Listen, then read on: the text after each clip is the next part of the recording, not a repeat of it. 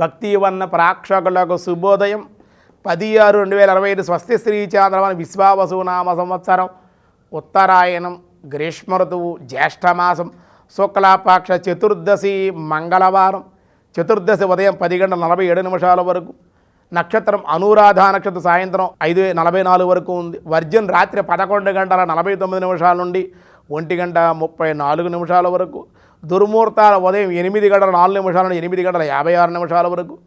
రాత్రి దుర్ముహూర్తాలు 10:52 11:36 వరకు. సూర్యోదయం 5:29, సూర్యాస్తమయం 6:29. అమృత గడియలు ఉదయం 6:17 నుండి ఉదయం 8:03 వరకు. రాహుకాలం మధ్యాహ్నం 3 గంటల నుండి 4:30 వరకు రాహుకాలం. శుభ సమయం ఈరోజు లేదు.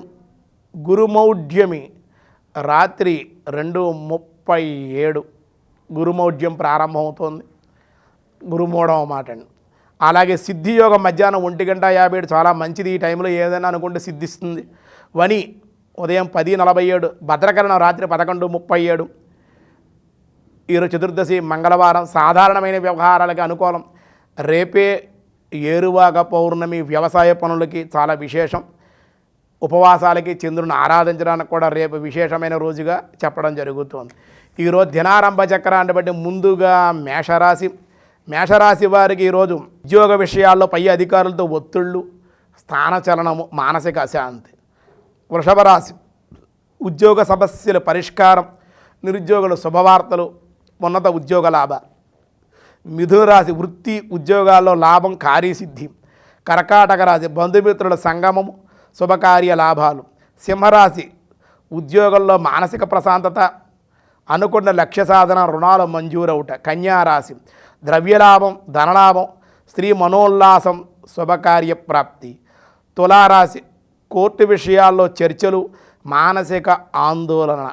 వృశ్చిక రాశి విద్యార్థిని విద్య, శ్రమ, ఉద్యోగస్తులకు ధనలాభం, వ్యాపారస్తుల లాభాలు. వృశ్చిక రాశి కార్యసిద్ధి, సామాన్య ధనలాభం, దైవ చింతన. ధనస్సు రాశి వృత్తి యందు ధనలాభం, యత్నకార్యసిద్ధి. మకర రాశి వారికి ధనలాభం, దైవ దేవాలయ సందర్శనలు, తీర్థయాత్ర ప్రాప్తి. కుంభరాశి వారికి ఇష్టకార్యసిద్ధి, వివాహ ప్రయత్న అనుకూలతలు, శుభవార్తలు వినే అవకాశం. మీనరాశి వారి స్త్రీ మూలకంగా కలహములు, ధన నష్టము, అపకీర్తి, అశాంతి. వ్యాసాయ విష్ణురూపాయ వ్యాసరూపాయ విష్ణవే సుహృత్. ఓం సుహృదే నమః. ఓం సుహృదే నమః. ప్రత్యుపకారములు కాంక్షింపక పరులకు ఉపకారము చేయువాని సుహృత్ అంటారు.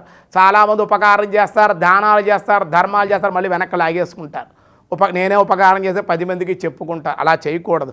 అలా చేయకుండా ఉండేటువంటి వాడు పరమాత్మ కనుక ప్రత్యుపకారాన్ని ఏది కూడా ఆశించకుండా ఉండేటువంటి వాడు కనుక పరోపకారం చేసేటువంటి సుకృత్, సుహృత్ అన్నారు అని పేరు గలవాడు భగవానుడు. కరుణాసాగరుడు, ప్రేమ బుద్ధి గలవాడు అగుట చేత ప్రతిఫలాపేక్ష లేకయే వరములు ఇచ్చివాడు కనుక పరమాత్మ వర్షించేటువంటి మేఘం లాంటి వాడు కనుక పరమాత్మని సుహృదే నమః అని చెప్పారు.